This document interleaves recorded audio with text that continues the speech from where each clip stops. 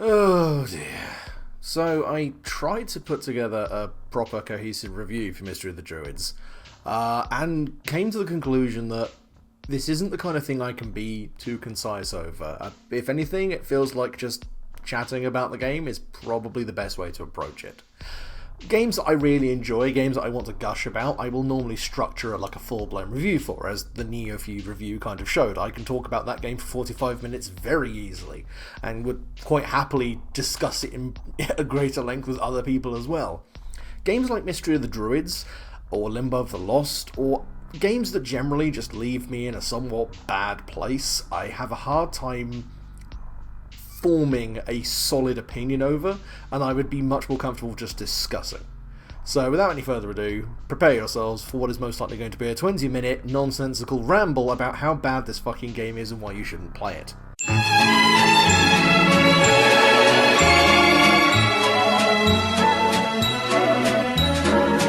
But first of all, let's go over the bits which aren't necessarily spoilers.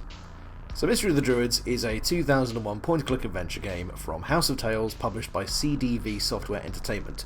And much to my shock, this is not the only game House of Tales has made. They actually went on and have been making games as late as 2010, so quite clearly this didn't stop them, as much as I feel it possibly should. And the essential sum of the game is you play Detective Brent Halligan of Scotland Yard, who is tasked with effectively clearing up someone else's mess after a homicide investigation is just monumentally screwed up, and everything goes to shit from there on out. It's your standard point-and-click adventure fare in that you have got puzzles to solve, dialogue to go through, clues to inspect, but at every single step, and this is I think the most important point, Mystery of the Druids gets it wrong. Not just like experimentally trying something new, but fundamentally failing to understand how a game like this is supposed to work, which I will get into more detail when I get to the more spoiler-based part of this discussion. But up front, if you are looking to play a game that will feel coherent and feel like you have a logical A to B to C sense of progression, I would not recommend a game like this. I came to the kind of conclusion as I was both playing it, editing it, and then watching the Mandalore and Chamois playthrough as well. Mystery of the Druids, like Limbo of the Lost, is a game best experienced second-hand. It is a game that is entertaining through watching someone else play it. I would not in good conscience recommend this to anyone, let alone someone who enjoys shit games. All the fun to be had from Mystery of the Druids can be perfectly well experienced just from watching a Let's Play. That is it. I would say this thing is like 99p on GOG. Not even for 99p. The only way I could possibly think this would be worth the money is if you're into cock and ball torture, and the fucking costs of taking your scrotum back from its fucking foie gras pound flat state would cost more than £1. Then okay, fair enough. Mystery of the Druids, it's better than cock and ball torture, or at the very least, it's cheaper. And it's not just the design of it. I suppose I should talk a touch about the design. Effectively, the main problem is that the puzzles aren't structured properly. By and large, when you're playing an adventure game, you may pick up items here and there. You may suddenly realise, oh, that bit of wire I picked up a couple of hours ago, I can use it for this. Or, oh no, that thing that NPC told me, that's a solution to this puzzle. Something along those lines where you set something up and then have it pay off. That makes sense. Mystery of the Druids expects you to start solving a puzzle before you've actually got to that end point, or you've got to essentially connect some dots that are so disparate, so far along and apart from each other that no rational human being would ever connect them. And the worst part of it is, this is almost always done at the exclusion of a much more logical, direct way of solving the problem. I suppose it's not really a spoiler because this is one of the earlier puzzles. It's in the first act, technically, so it's not really a major spoiler. But at one point, you are asked to go and get in contact with a particular doctor at Oxford Museum, specifically so they can consult on the case. Now, this should be as simple as looking up the doctor in the phone book, or contacting the museum's HR department, and then calling them from your office. However, Brent has a phone, but he doesn't I can only assume doesn't want to use it. It is vague in how Halligan seems to approach many of the ways he tries to solve puzzles. But essentially, the way the whole puzzle plays out is thus. You go to the museum, realise it's not open, then go to a phone booth and open up the phone book and find the extension, only to realise you don't have any money. So you need to go and find some change, because Halligan just lost his wallet that day for pure plot convenience's sake. It comes up basically nowhere else. There's like a little thing where he's got like £270 tab with a pizzeria. Don't know why a pizzeria extends credit, but that's your fucking fault, guys. So he goes over and he finds a just poor homeless man who's out in the corner who's got 60p in his cap. But well, naturally, the man is not necessarily going to give it up, so Halligan figures out, well, this man's an alcoholic. Maybe if I bribe him with some hooch, I can get the 60p off of him. Bear in mind, Halligan is a detective. Halligan is a member of the homicide squad for Scotland Yard. I feel like there are better ways of getting pocket change. Surely the place has got petty cash. But anyway, brushing that aside, we go back to Scotland Yard, go to the lab, using a scarf, which we just find in a drawer, and a bottle of apple juice that is also in a drawer for no discernible reason, and clean up a bunch of bottles in the lab. At this point, I do not know why I have done this. I have simply cleaned the dust off the bottles. By doing this, I unlock a dialogue option with the lab technician to talk about how strong ethanol is and precisely what would be safe to ingest. We figure this out by actually trying some and blacking out, which feels like it might be reasonable grounds for both Halligan and the lab tech to both be fucking disciplined, but again, this place is run like a daycare centre. Everyone is either an obstinate idiot or just a fucking cretin. Once Halligan is recovered from his near-fatal ethanol poisoning, we concoct some apple-based paint thinner, go back to the homeless gentleman and give him the hooch, which knocks him out alarmingly quickly, like to the point where I think brain damage might have been on the cards. But anyway, we take the old man's money, go back to the phone booth, put the change in, make the call, only for the doctor to not be in, but his daughter is, and she won't talk to us until we then go back to Scotland Yard, have another word with the lab tech, explain that situation, to which he goes, oh yes, if it's Melanie, then you actually need to tell her XYZ, so that way she'll actually talk to you. Then you go back to Oxford Museum, go back to the phone booth again, make another call, this time stating a very specific dialogue option, and then you can progress. And this is one of the earlier puzzles. There are some worse ones out there. This is not quite the saffron fucking debacle from Limbo of the Lost, where fucking blue and yellow makes green. Just fucking aneurysm-inducing that was. Mystery of the Druids has a certain thread of logic, which is nominally existent. You can kind of, if you eliminate so many other potential ways of resolving a situation, you can kind of understand how this would make sense. But the problem is, Mystery of the Druids doesn't simply put you in a situation where an unusual solution has to be taken, but puts you in fairly straightforward situations, and then brute forces you into taking the most belligerently stupid option possible. Now, some of this could go down to just characterising Brent Halligan as an eccentric kook, but it would also then need to kind of justify it by having Brent be maybe a bit, competent in any way, shape or form, which he doesn't. He is generally characterised as a slovenly, dim-witted, cowardly pillock who never seems to quite fully appreciate just how mad the situation has gone until someone's fucking died. Whether it's a... I will keep that behind spoiler text. But generally speaking, the structure of the game will insult your intelligence, and the writing is not much better.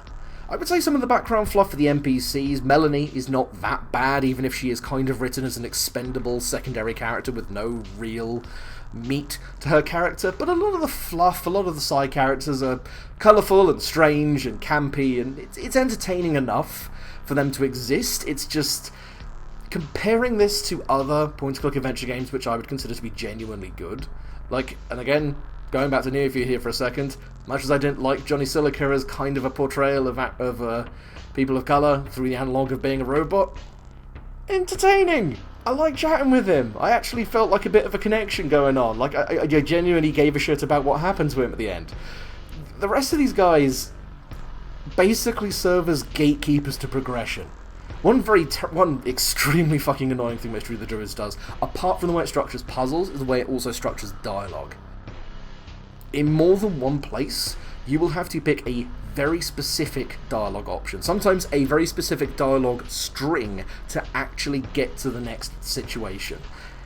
I don't understand whether or not this was the developers trying to make us pay more attention to dialogue as we go through it, and thus kind of plot out where we need to go, or if it's just sheer fucking incompetence. Because as someone who plays a lot of games, although I'm not someone who QA tests for a living or anything like that, I would consider that some people doing quality assurance for this game would go, this feels very unpleasant as an experience. While technically it's fine, like everything's functional, this is a nightmare to actually navigate. If I have to go through a dialogue tree 5 fucking times to find the exact thing to say, to get another NPC to unlock so I can then go through their dialogue tree to get the exact response from them, I am burning shitloads of my time going through the same content because the game demands that. Because I need to trigger one flag to get this next section of the game to go. So, so that's basically my case for as to why you should not play this from a gameplay standpoint. Mystery of the Druids, at best, is badly made, and at worst is outright insulting both the player's time and intelligence by giving you nonsensical puzzles to solve, as well as incredibly specific requirements to actually make progress. If this had instant fail scenarios as well, it would genuinely be not worth playing, or even worth watching. It would be one of those games specifically designed to just fucking ruin your day. It is one step above that, and if that is not damnation with fake brains, I honestly don't know what is. Apart from the gameplay, which isn't really saying much, because once you take the gameplay away from a point-and-click adventure game, what the fuck else is there, apart from a walking simulator? Mystery of the Druids, I mean, for 2001, it looks quite shit. Not necessarily from a raw graphical technology standpoint, because naturally point-and-click adventure games tend not to use particularly high-end kind of graphical engines, because why would you bother? That's not really the point. But the whole game has this very flat, very drab kind of look to it, where it's trying to approach photorealism, but the technology isn't allowing it to really express that, and you're left with this very crunchy, very compressed, very non-diegetic, I think that's the correct term, it's probably not, who knows, sense of people existing on top of the scenery, rather than existing within the scenery. And many times, Brent will actually glitch into the scenery around him, or other NPCs will just kind of float above it, which I can't understand how that got through QA testing. That is elementary shit that you've either got to catch early on, or just not care about. You either notice it and go, oh, we should fix that, or you notice it and go, ah, fuck it, ship it. Now, I will admit, this is obviously going through DG Voodoo. It's a port. It's a port of a fucking, Jesus Christ, 19-year-old game at this point, which I got through GOG. There may be some graphical issues just purely from the port, but it's not isolated to just my playthrough, and I would honestly not be surprised if it genuinely was a case that the people making this game just went, fuck it, we need to get it out, and just chucked out a half-finished product. Things like the music and the score and the voice acting are, again, better. Not as egregious as the gameplay, but still a mixed bag. You have got some fairly entertainingly cheesy background tracks, say when you're in France and you've got that nice synthetic accordion going on. But when you go to Arthur Blake's house, you have this really unsuitable track which goes from very, very quiet to dun dun dun dun dun dun dun dun, which would work on a very tense scene where you're just focusing on the action and going and like doing some stealth or something. Not when you're delivering a shitload of exposition and the music is just over the top of what the guy is saying. Like, again, QA should have caught this and just gone, no, that's really bad. I have a really hard time hearing what's going on. This all feels like a very rough first draft, with maybe another pass done just to make sure everything technically functioned, and that's about it. So, long and the short of it, in terms of not spoiling it any further than that, I would not recommend Mystery of the Druids. As I said before, check out my LP, check out Mandalore's Let's Play. I think Boop Snoot has a really good, like, clipped, like, condensed version, which has got Subway Surfing by Mariachi Entertainment System on it, which is fucking excellent, I have to say. Yeah, apparently they found a bug I didn't even find, and I thought I'd found some shit. But, yeah, generally speaking, I would say avoid this game. It is not worth your time, it's not worth your money, it's just not worth the fucking suffering. It's not like this is some hidden gem that's going to be, like, lost to time if people don't preserve it. This shit's out there. What was it? THQ Nordic? Picked it up in December 5th, 2014. Like, people are holding on to this IP. Fucking God knows why.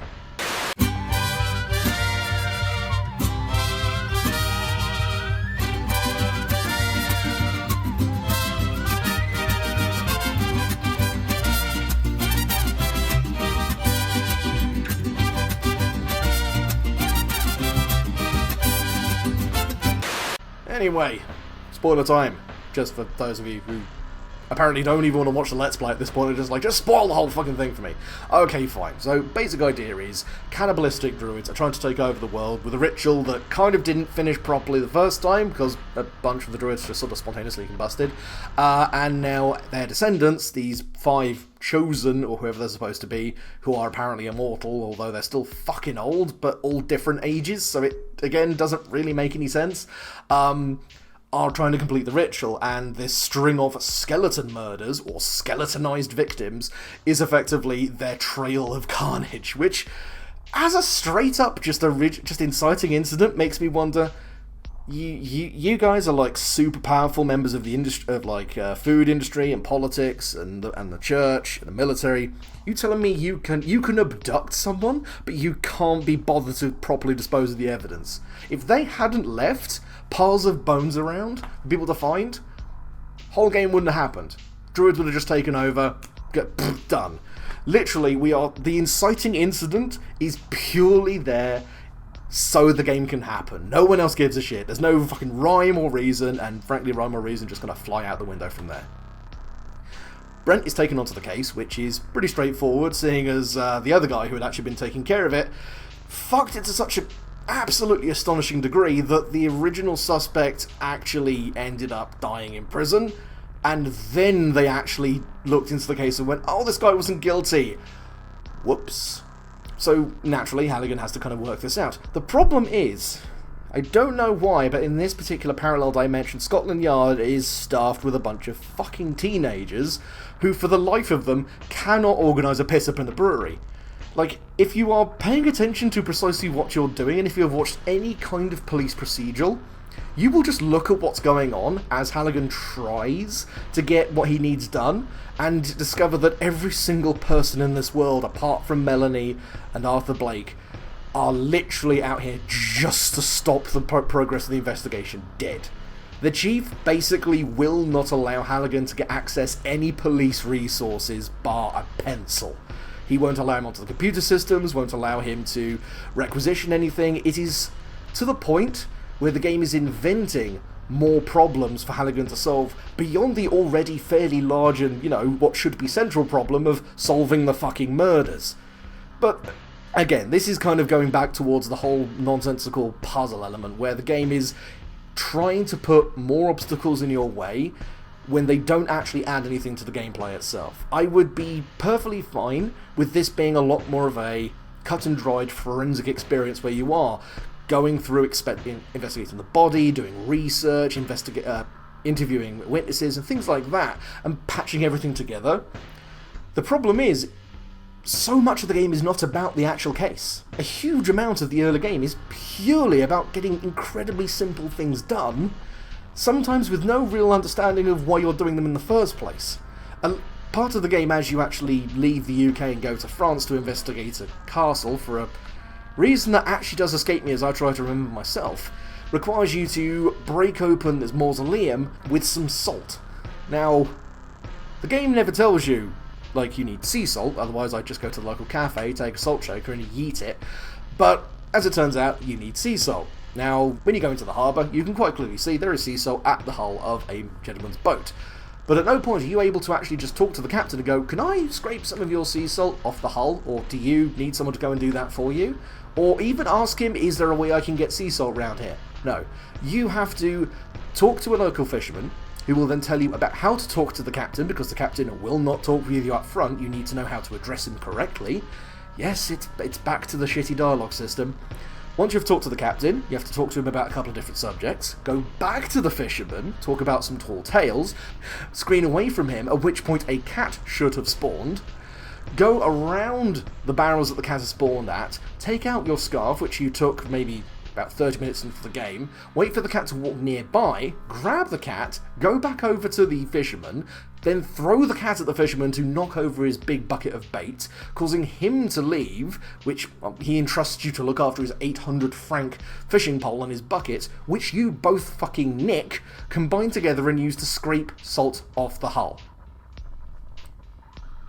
You can see there's like one short, simple, logical solution to this whole situation, and then there is just this fucking esoteric curly-whirly of bullshit which the game exclusively funnels you into.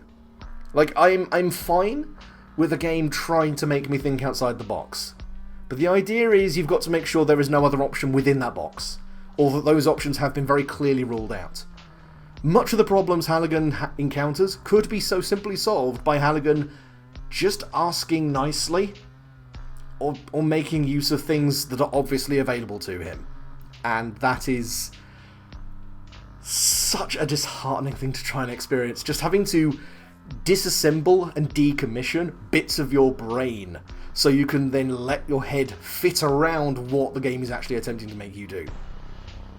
But anyway, we go through this entire rigmarole, both trying to find an amulet, losing an amulet, finding an amulet again, which at the very least does have a rather hilarious moment where Halligan is brainwashed by the Druids, just casually sitting there eating some human flesh, but never actually makes it obvious that Halligan's been brainwashed. He just seems to sit there, politely eating, and even as the evil Druid is explaining, oh yes, that is human flesh you're eating, Halligan is packing that shit away. Like, oh, don't give a shit, man, free food, you got any barbecue sauce? And when Melanie actually shows up to try and help him, oh fuck me, the whole thing with Melanie as well. So before you even go over to investigate the whole mansion where the Druids are, Halligan has to leave some information with Melanie. Now, the problem is, playing this in 2020, we have so many other things available to us where we would just take them for granted. Like, yeah, I'll just email a PDF of what I found over to her, or leave her an email or a voicemail or something like that. No, we have to actually scan a copy in the photocopier, which you can scan your face in for some fucking reason, and then take that over to the museum, specifically so we can put it through the letterbox and then go off and do our thing and get kidnapped and blah blah blah blah blah. This was probably the most organic and natural puzzle for that time. That made sense. That was so fucking simple, I could completely understand why in the year 2001 that was what you do if you needed to share information, because you couldn't just scan all that shit, put it on a USB stick and fucking chuck that out there. You needed to actually physically give someone a copy of something. When Melanie actually shows up, the action changes a little bit. We originally controlled her when she's actually studying the bone, and again, this is a little bit which could have been handled better and would have been a much more entertaining thread for the game to follow, which is actual forensics and anthropology, where she's actually working out, the traces of gold in the wound, and yes, it would have come from this shaped blade, so it must have been a golden sickle. All of that would have made sense if they'd structured the puzzle in any way that wasn't completely fucking misleading. Very often the game will create a location where you need to do some certain interactions, and then fucking clusterfuck it with about 5 other things you can interact with, all of which have interactable things within them, which have nothing to do with the game itself. They are simply there for you to fuck around with. And again, I do not know if this is a byproduct of a puzzle they actually didn't use and they just didn't remove the assets, or if they just did it for the sake of content, and they use content with big fucking air quotes around there. But generally speaking, Melanie is actually a nice change of pace, because for one, she actually does things that are productive and get the plot moving forward in a way that's believable and interesting. And 2, she hits Halligan in the head with a skull at one point when she actually breaks in to actually break him out, which was fucking hilarious, really. The whole scene where Melanie actually gets into the compound, you can actually get wrong, and she will basically be abducted, taken in there, and murdered and skeletonized, which just leads to the most beautiful game over screen of the skeletonized corpse of Melanie Turner was found in the woods 2 days later. Detective Halligan was last seen exiting Scotland Yard. Like, that is just beautiful, because that would also mean that that's the last official report before the world is taken over by Druids. Just like that little footnote just sits with me in such a beautiful way. And the very nice thing is as well, it doesn't like brutalize you in a way that this would be like a total game over. I mean, if you haven't saved at any point while playing the game up until that point, you really have just kind of brought it upon yourselves, guys. That's rookie. That's a fucking rookie mistake. Playing a 19-year-old game, you save that shit regularly. You have no idea when it's going to crash. With that all taken care of, the duo decide that now is a perfect time to split up, with Halligan now going off to find a translation for the historian Arthur Blake, this poor fucker, this poor NPC who is literally there for two reasons. One is to provide exposition, the other is to be killed by the Druids at some point. Like, literally the minute we opened the door and saw him, I went, "Ah, you ain't making it to the end credits, mate, you're fucked." And sure enough, they magic missile his ass not too long after that. But we are then brought to another location and another fantastic fucking example of the game constructing a problem for us to solve, rather than actually just allowing us to solve a rather straightforward problem ourselves, in that we need to find a book. And this is like Oxford Library, this is like a major metropolitan library, like academia. This should be one of the best funded libraries in the UK. It has one ASCII-based terminal, which an old man is using to search up terms for some fucking theological text I can't remember the name of.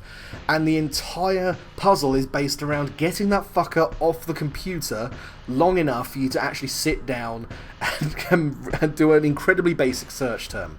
You can ask the woman at the main desk, who is literally there to help you, but she is so unbelievably fucking obstinate, like to the point where it feels like she wants to fucking stab you, that I genuinely think that whoever wrote this game had a really bad childhood experience with a librarian, and that just bled through into the game. Because if I wanted to get anything taken care of in a library, and I'm talking like even back in 2001, I would walk up to the desk, I would go, "Hi, I'm looking for this book, would you be able to help me find it?" And they would go, "Oh yes, let me just look." They'd go over to the terminal, which would be by their desk, or they'd have a little card index behind them, or they'd know where the card index is, and they'd go, "Oh yes, well, yes, well that's shelf number 5, category H, third row on the bottom." I go, "Wonderful, thank you very much," and I'd go over and get it. No. I have to break into a man's car and frame him for stealing a book in order to actually get this man away for it long enough for me to do what I need. It is, at the same time, funny, but it's the laughter that comes while there is blood coming out of your ears. It's the laughter of someone whose higher brain functions are shutting down, because we are just having to reject reality as a broad fucking concept and accept what the game wants us to do. Now, I really don't know how long this is actually running for. How long have I been talking for? Fuck me, nearly half an hour. This isn't good. Tell you what, let's just fucking we're just gonna rattle through the entire game, because fuck it, at this point, you're all suffering along with me. With the book taken care of, we run back to find Arthur, and sure enough, within about 45 seconds of us returning, the whole place gets blown up by a magic missile, because apparently the Druids just have fireballs? Or ICBMs? I'm not entirely certain how they managed to pull that off in broad fucking daylight, but again, it's probably in the countryside, so I guess no one noticed? I mean, it would have been kind of interesting to see, like, oh, the Druids have got such fucking far reach, they got like a drone strike to fly over and blow them up, but I guess 2001's pre-drone strikes? But anyway, with Arthur Blake now consumed to the ashes, the dynamic duo head over to 12 Bridges, which, I mean, the game makes a good attempt at producing this beautiful, grand fucking it would be pre-Roman, wouldn't it? Yeah, pre-Roman earthwork construction. But it looks like something out of fucking Lord of the Rings. It's ludicrous.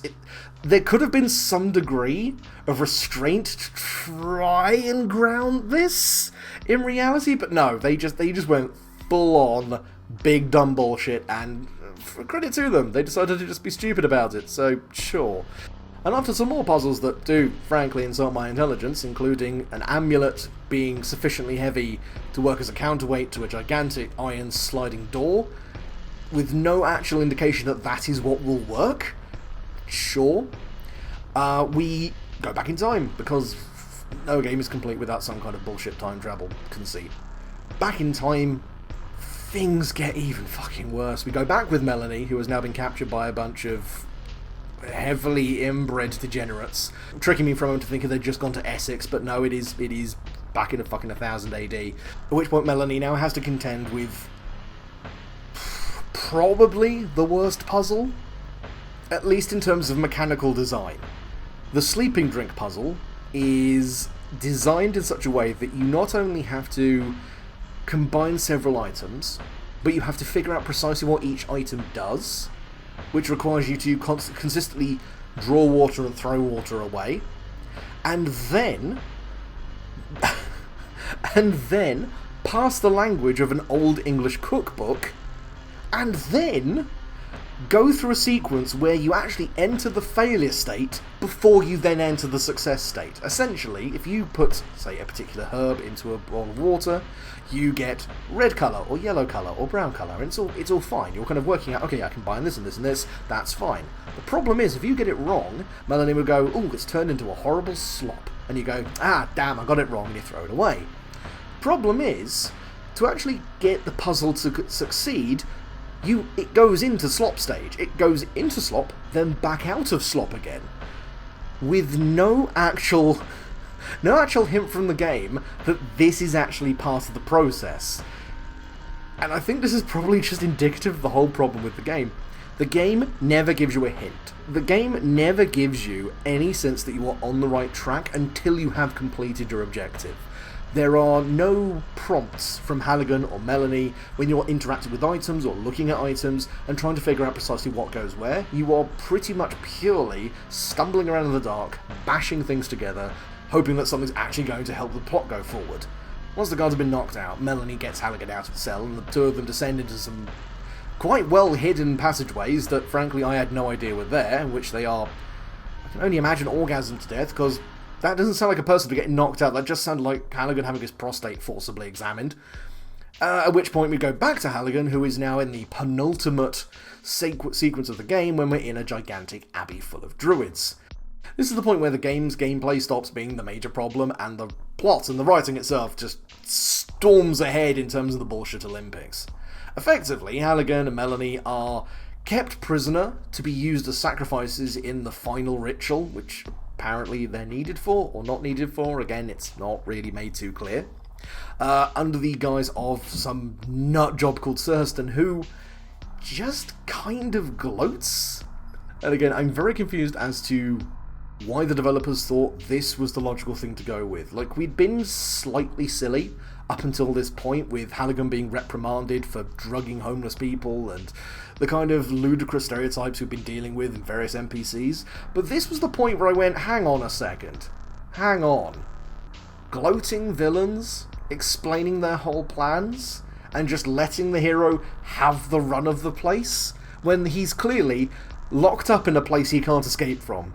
Like, we have, at this point, given up on trying to give any kind of reasonable motivation to anyone in this game. We are now just going, right, how do we get this to a conclusion? Right, fuck it, they go back in time, they're captured, but Halligan can go around and he can find out stuff about the ritual. Awesome, let's just do that.